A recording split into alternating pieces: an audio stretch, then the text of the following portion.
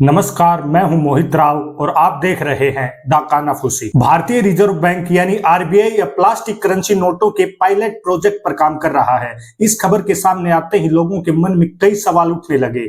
क्या अब कागज के नोट पूरी तरह बंद हो जाएंगे? क्या जेब में रखे मौजूदा नोट बेकार हो जाएंगे?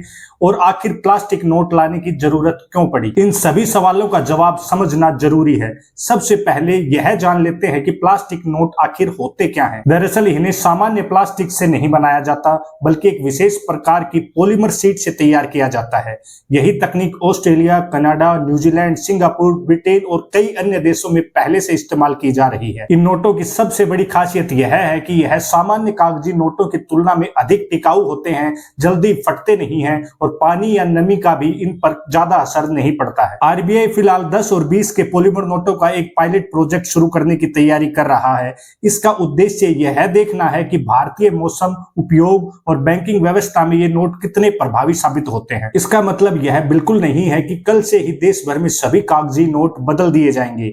यह केवल एक परीक्षण है जिसके नतीजों के आधार पर आगे का फैसला लिया जाएगा। इस पहल के पीछे कई कारण हैं। भारत जैसे देश में करेंसी नोट बहुत तेजी से हाथ बदलते हैं। एक नोट कुछ ही दिनों में कई शहरों, हजारों लोगों तक पहुंच जाता है। लगातार उपयोग के कारण नोट जल्दी पुराने हो जाते हैं, फट जाते हैं या गंदे हो जाते हैं। इसके बाद आरबीआई को हर साल बड़ी संख्या में नए नोट छापने पड़ते हैं, जिससे लागत भी बढ़ जाती है।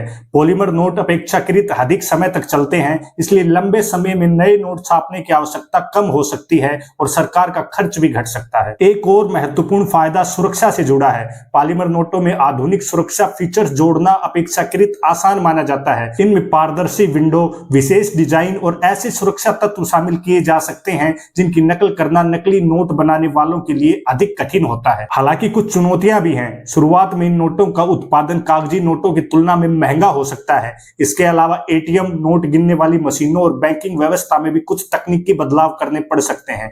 इसलिए किसी भी बड़े फैसले से पहले आरबीआई इन सभी पहलुओं का परीक्षण करना चाहता है। फिलहाल आम लोगों के लिए सबसे जरूरी बात यही है कि देश में चल रहे सभी मौजूदा नोट पूरी तरह से वैध हैं।